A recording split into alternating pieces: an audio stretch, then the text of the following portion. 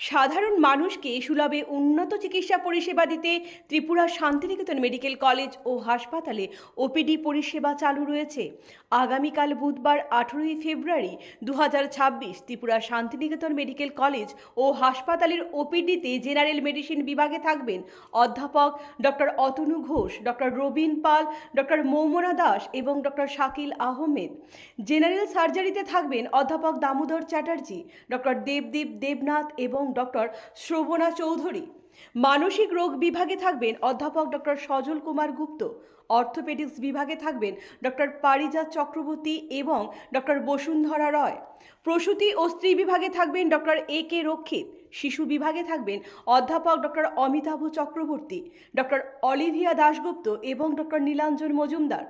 ইএনটিতে থাকবেন ডক্টর প্রাণগোপাল দত্ত এবং ডক্টর শান্তনু রয়। চক্ষু বিভাগে থাকবেন ডক্টর প্রণবেন্দু বর্মন এবং ডক্টর পাইচন্দ্র মগ।